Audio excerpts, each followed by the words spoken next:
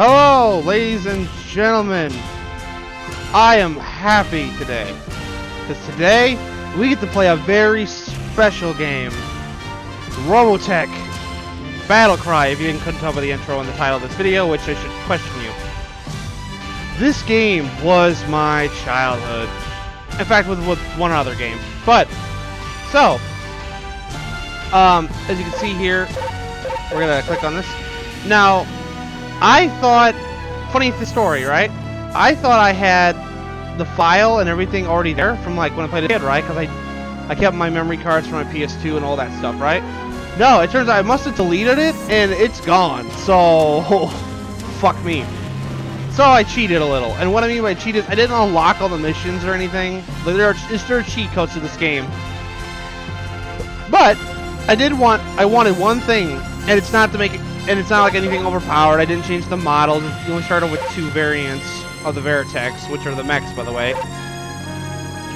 I did do this. I wanted skins. And see, all these skins, you earn. And for do missions like Jack is the actual main protagonist. But, well, you'll get to know him in a minute. See, these are all the skins. And if you don't know, like Izzy, Rick, Max, Miria, Patriot, like these are all skins, and this is why I wanted this skin back. And this skin is the hardest to get in this fucking game, and I'll show you why. There's the Skull one, and Trainer, generic, you know. Okay, so I'm back. Before I start the mission, awards. See, these awards are all by doing legitimately as they say and explain. But where's the one that I had to find? Here it is. Unlock stealth design. Kill 100 male power armor using sniper weapon. That's a bitch in this game, and it took me forever as a kid. And I'm not unlocking all these medals, by the way. I'm just showing you. That way, if you buy this game, you have something to keep yourself doing. This is before achievements were possible on PlayStation, you know, network and all that crap came to be our stupid gay-ass trophies, whatever they're called. Okay, I'm gonna go get started. Oh, fuck, hold on. Okay, get my skin back. Yeah! Still.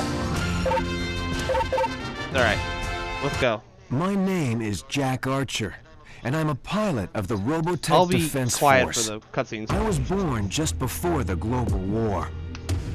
My parents died soon after the war began, so I had to learn how to survive on my own.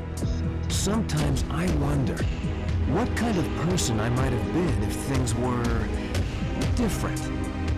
It's one of my darkest fears. If you took the war out of me, would there be anything left?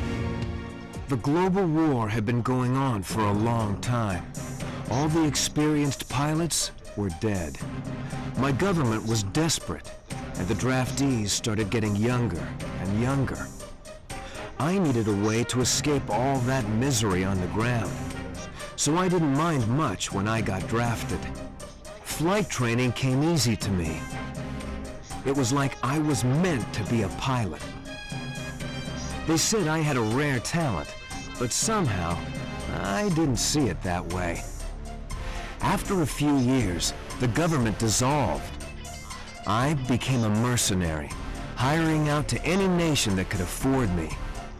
I didn't care, just so long as I stayed up in the clouds where I could forget about all the troubles down on Earth. The war ended in a single day. All it took was a miracle. A gigantic alien spaceship broke through hyperspace on a collision course with the Earth and crashed into a small island in the South Pacific called Macross Island. The leaders of the world's nations called a ceasefire and assembled the most brilliant minds of the time to examine the spaceship and assess the possible threat of alien invasion. The evidence they found pointed to a highly advanced civilization with technology far beyond what we had on Earth, something the scientists called robotechnology. But there was an even greater discovery. The scientists found a supply of protoculture aboard the ship, a new and nearly inexhaustible energy source used to power the alien machines. The spaceship was some kind of advanced warship, bristling with powerful weaponry. They called it the Super Dimension Fortress, or the SDF-1 for short. They began rebuilding the ship as they unlocked the secrets of robotechnology.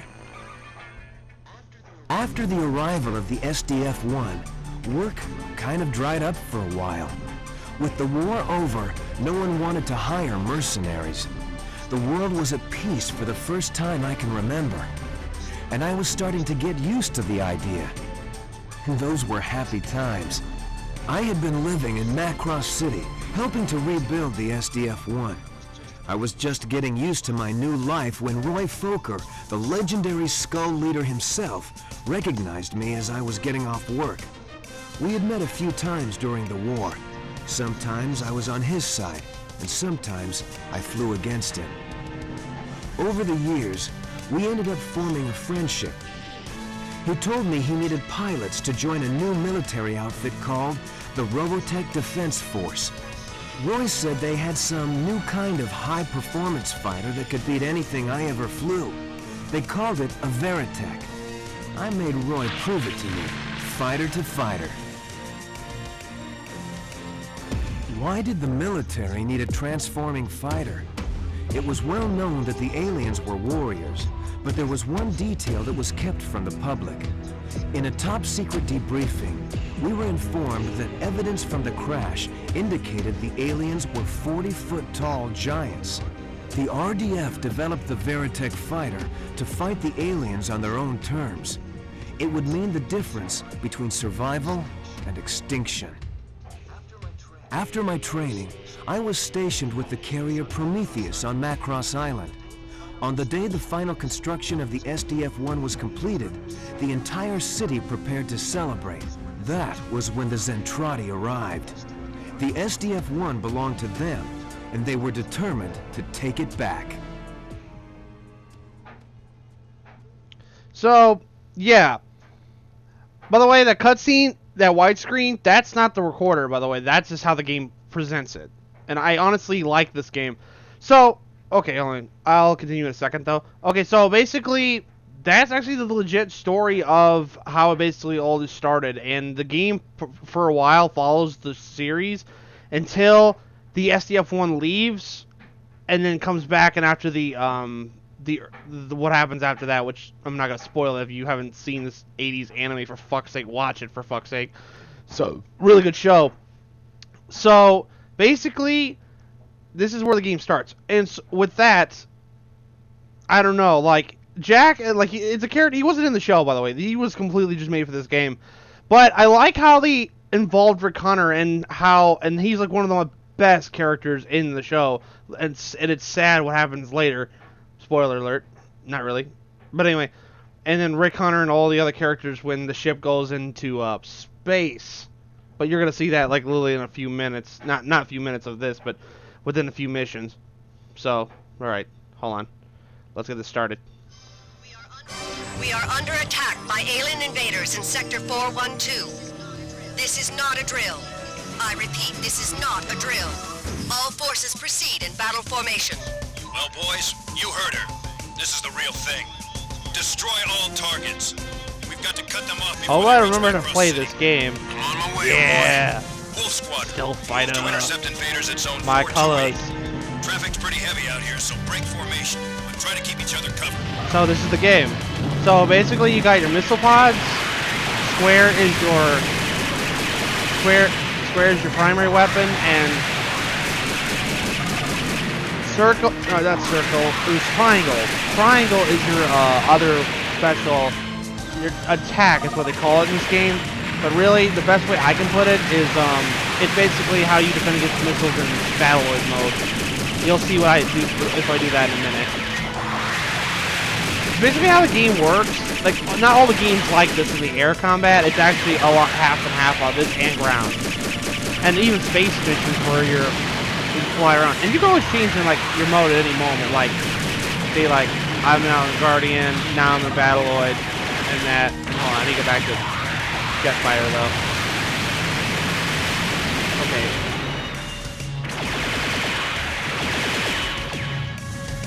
There he is. Okay, hold on. Where's my target?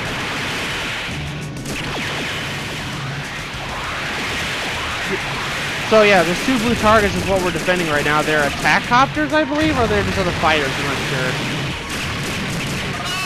Yeah, I'm getting attacked here. I'm actually getting hit. It's kind of annoying. I forget how you do it, like how you defend against shots. I'll have to remember that to play the game off screen. Or when I'm off screen, either way.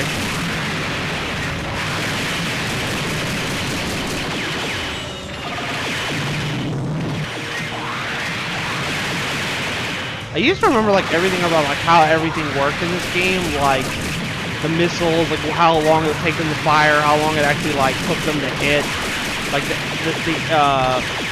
as the missiles would like swerve around, like what do you call that? Whatever. Either way, I used to like remember. And by the way, see, okay, don't see that circle you're seeing next to the enemy? That's actually where you should shoot your gun towards. That way you actually directly hit the enemy.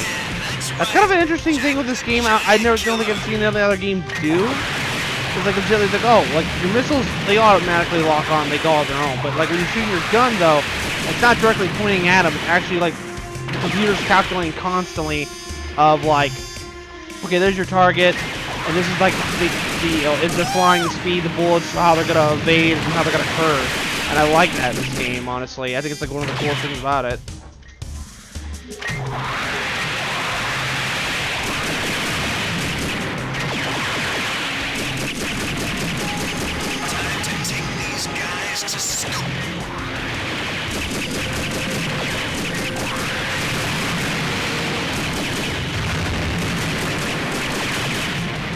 Oh god, I got hit.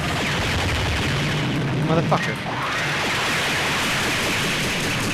By the way, it's 1 HP bar, and if you die anywhere in the mission, you have to start the mission all over again, by the way. There's no health refills either in this game, so it's straight up like hardcore. You gotta make sure not to fuck up at the worst moments. See, I love this game, because the missiles like curve and how they work, how the bullets like actually like curve and swerve. Everything looks so good in this game. Some skills. I even like Jack's smart mouth, honestly, in this game. Man, rookie.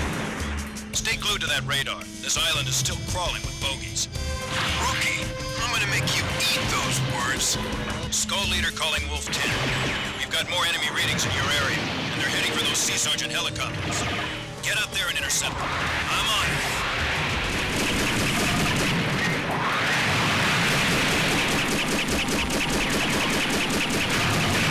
Yeah.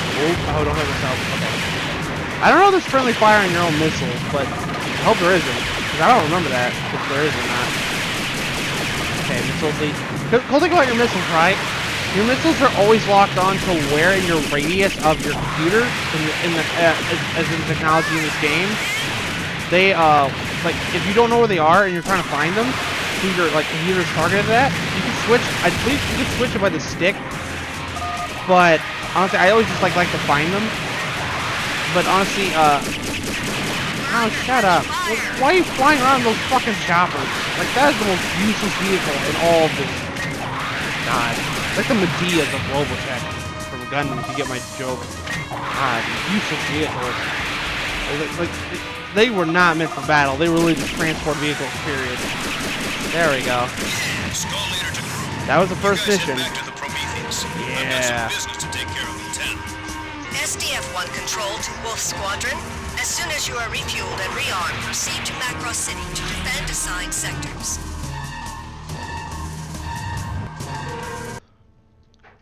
So yeah, and the cool thing is, so at the end of each mission, it tells you how many shots you fired, how many % of them hit, and the missiles you fired, every single missile. I like that. I don't know why. It's just kind of satisfying. Like, this is how much ammo you use, you prick. So, and then it unlocks you do at every mission. So what we're gonna save real quick. And after every mission, you can save. There's no bullshit. You click your file and you do it. This is an early PS2 game.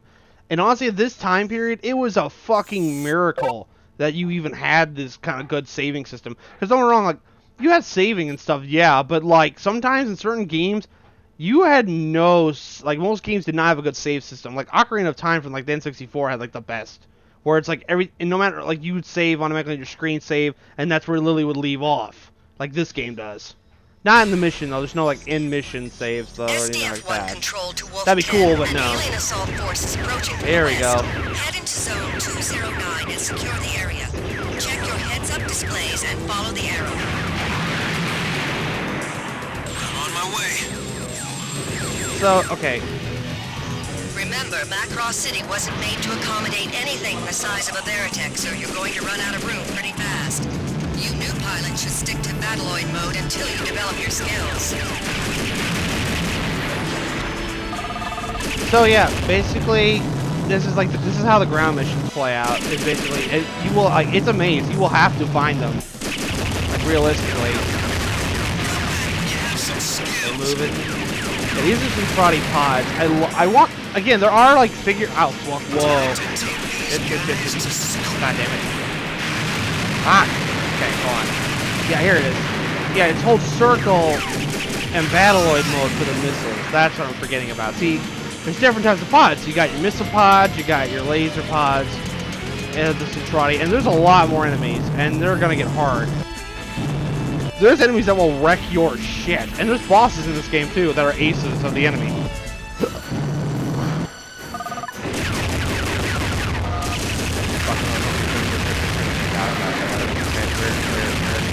I'm missing an enemy.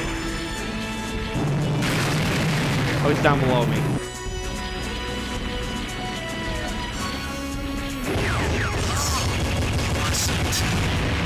I know I'm gonna getting a little damage. Oh yeah, you gotta be careful about everything in this game. You can't hurt yourself like badly by just doing something stupid. Come on, boost up.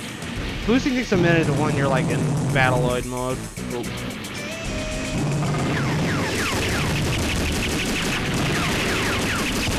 Okay, where, okay.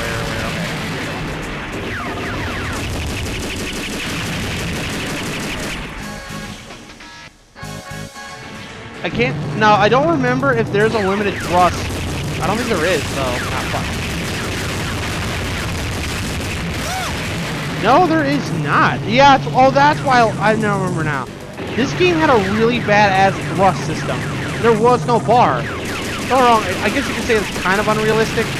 But then again, these aren't like Gundams where like there is a limitation to how much thrust. These things were designed to constantly be moving at all times because they're transformable jets. I don't know what metal they're made out of though. Okay, let's see if I can boost over some of these. There is a limit to how far you can fly up and down, but there are like you can't go over certain buildings that are smaller. Okay, go up. There we go. Whoa! Okay, I found it. I found the end. What the hell? Fuck. Okay, I might have fucked up. I gotta remember these controls.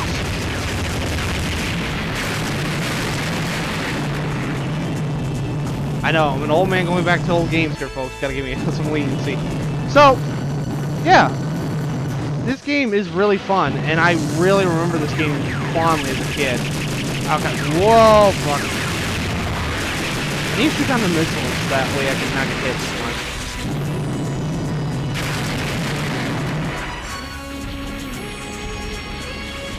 Whoa.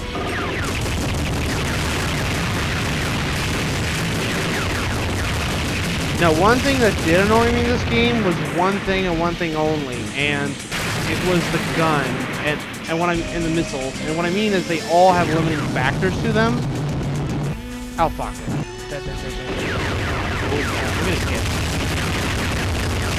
Ah, okay. I don't remember. Okay, this game's not. Looks like you've got this area under control, Wolf 10.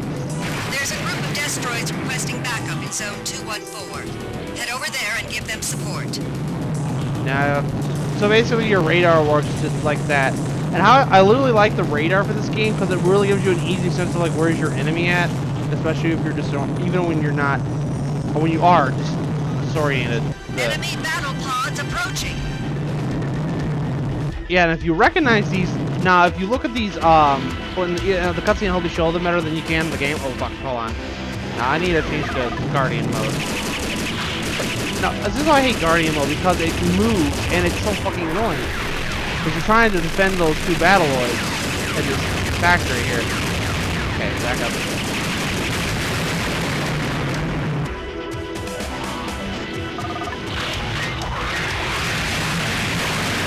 Yeah, Missiles on Battloids, these things, it fucks them up big time. Because missiles just fuck everything up in this game. Except bosses, they can actually avoid them. Unlike normal enemies. Okay, there you go.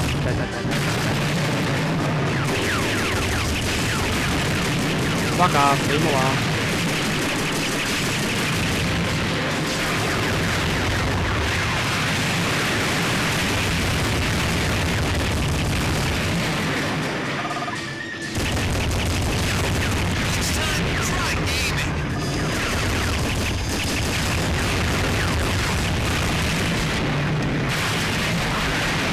Sorry, I've been kind of quiet. I'm just kind of focusing because, like, this game, I really forgot how odd the controls are for this game. No, no, it's not hard to learn. It's just more of, like, getting good at avoiding fire. Oh, thanks, Lisa. Don't get me wrong, I really love Lisa Hayes from the show. I just... Hold on, where are they at? Okay, one's her, one isn't.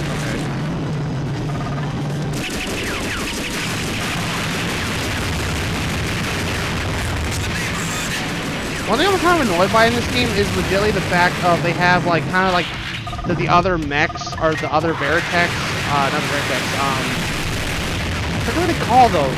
Like the mechs that they're piloting, like the smaller ones that are not transformable. Here's the thing though, Battletech, if you promoted to rank sergeant, sweet. So in shots fired, all the shots fired on the missiles. So here's my thing though, here I'm gonna save. So is you saw those mechs. I think I might actually skip the cutscene by accident. I apologize.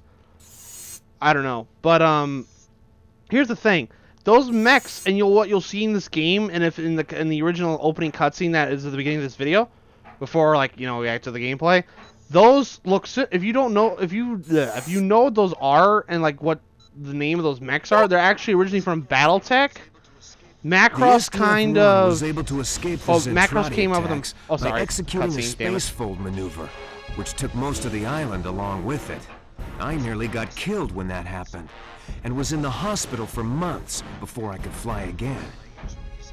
After recovering from my injuries, they stationed me at Alaska base. All my friends from the academy were on board the SDF-1, and I wondered if I'd ever see them again. The SDF-1 didn't get a very warm reception when they returned. The United Earth government flatly refused to help them. They had survived for a year out in space, under constant attack by the Zentradi, only to be told that they weren't wanted back on Earth. Chiron, who was maybe the worst of the Zentradi warlords, continued to launch attacks on the SDF-1 after it returned home. When I heard that Roy Fokker had been killed, I visited the SDF-1 to attend his funeral. That's when Chiron chose to attack. Captain Gloval decided to test out a new barrier system they had developed, which enclosed the SDF-1 in a protective energy shield. It even worked, for a while anyway. Okay.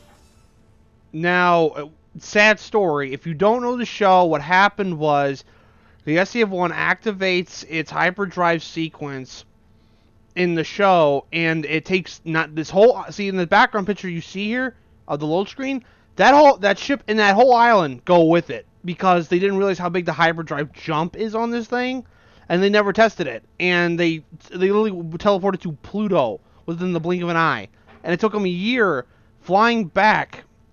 Legitimately just flying back here took them a year from Pluto to Earth. And what happened, why they couldn't say, well, why can't they just teleport back? Their hyperdrive literally disappeared and departicleized because they could not understand. They didn't understand the technology yet, and it literally destroyed itself and blew up, or disintegrated. I guess is the better term for this. So, and when they came back with that shield, they came back. Sorry, with the shield. When they came back, they were trying to figure out a place to drop people off, because there's a whole city inside the ship. Because there's civilians living in it, because there were so many people, civilians from the island, right? And then they were trying to figure out a place where to drop the civilians off, just that way it could just be all military, and they don't have to worry about these civilians getting hurt when the ship gets attacked. And that's where we're at now, because they were trying to find a city, and the city below wanted to help them. It's good to see you again, Jack. I wish it were under better circumstances. You just worry worry about those fighters. I'll try to keep you out of trouble. Now, okay, this mission is a bitch, and I'll explain why. There's a... Okay, let's see. This mission's hard. Not for the playing it, though. There's a... Okay, there's... See... Spoiler... Oh, fuck. Spoiler alert. What's gonna happen is, see, that shield is going to blow up. And what happens, sadly, is when that shield blows up, if you don't get out of there in time, it will kill you, and you die and instantly fail the mission. But the sadder part of the story is when that happens in the anime, it literally wipes this entire city off the face of the planet. When the city was trying to help them to get those people off, and they realized that there's no hope. The SDF-1 is where all these people are going to have to live in that city built in the SDF-1, always under fear of being killed by the aliens because they're always attacking the ship and wanting it back to themselves. Because there's a secret inside of it. I'm not going to reveal and ruin the anime flow, like what's the big secret, like why they're wanting that ship back. Like, us as Earthlings don't even know what's in that ship altogether. Because we won't explore maybe like half of it? Half of it really? Because there's like certain segments and compartments that like we've never even figured that existed in the ship because we couldn't find them. Because it's literally the size of a city. I was like, that's how big that ship is.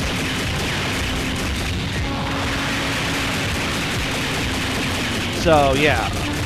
Again, I'm like telling the anime that as it goes along to like where we're at in the game, and I will keep doing this, but I don't want to spoil it all for people who've never like played them or watched the anime.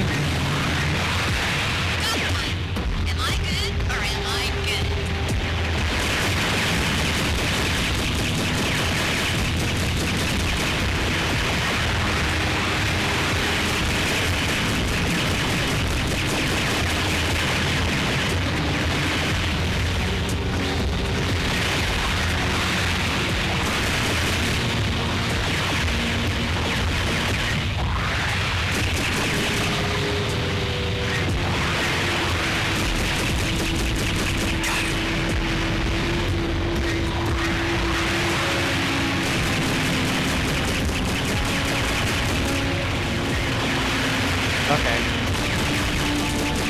So, but yeah, this mission has a kicker, like I was saying, is that you gotta make sure, like, at certain key moments of cutscenes that will play, of like not actually cutscenes in the middle of the game, like you saw like the beginning and the end of the missions and stuff like that. And there are some that do have cutscenes like that, but in this one, it's not like that. There's gonna be voice. There's gonna be voice. Here you go, like this. Like, not her though. It's gonna be Lisa Hayes you gotta look out for. If she starts talking stuff about like the ship's generator field, that's when you've gotta get the fuck out of Dodge. Otherwise you will die. Because it's basically a nuclear explosion that's about to go on. That are even bigger than that on. Because it wipes the entire city off the face of the earth, period. Clean off. Fucking, I'm keep getting hit. Nigga. I know there's a way to like keep barrel roll. Yeah, here you go, do a barrel roll! I figured it out. Now I remember. Because that's how you basically avoid fire a lot. Ow, fuck. Do a barrel roll, nigga. Barrel roll! Star Fox taught me this. Bitch. Bitch. Bitch.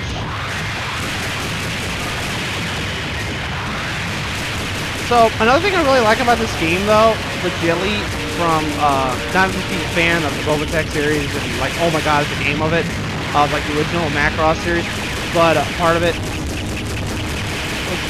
which, if you didn't know, though, Robotech in its entirety is kind of a joke, because here's the thing, Robotech is only a series of 3 animes slapped together with a single storyline that I thought worked pretty well, and they had the legal, yeah, here, now we gotta get out of here. This is the part I'm talking about. We need to go to the limit now. You gotta hurry and get the fuck out of Dodge. Here you go, we're at the limitation. We gotta be facing like the right way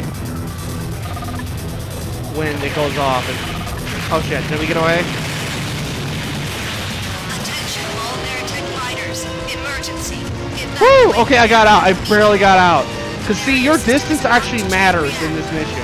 Because if you fuck up and you're too close, you will die. Oh, thank God, I didn't fuck that up. I was worried about that. Alright, I'm gonna save. Alright. Alright, save. Okay. So,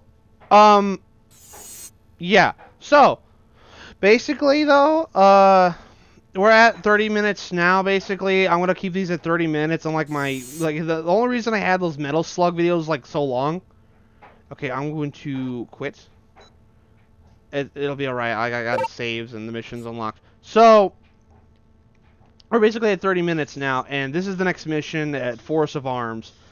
And I'm gonna go back to actually recording episodes of actual things instead of, like, just doing real quick, like, arcade games like I've been doing lately. Okay. I'm just gonna make sure to save my game real quick before I get off here. So, this is another series I'm gonna be doing. And I know, like, for those who've been watching my channel for a while, like, I know I've been saying will finish the Max Payne, and I will finish the Mech Assault, because I also have the sequel to that. And I really want to finish that, but I really wanted to play this too, so I'm probably gonna do a few episodes of this, and for today, maybe like 1 or 2, if not just this one, and then tomorrow I want to go back to Mech Assault maybe, or Max Payne. We'll see about it, or how I feel. Alright, so, this has been an episode. I'll be getting out of here then. Well, if you like my videos, or my gameplay, or whatever the fuck this is, like, subscribe, and all that shit. And have a mighty tall beer for you and everyone else. And, well, good night then.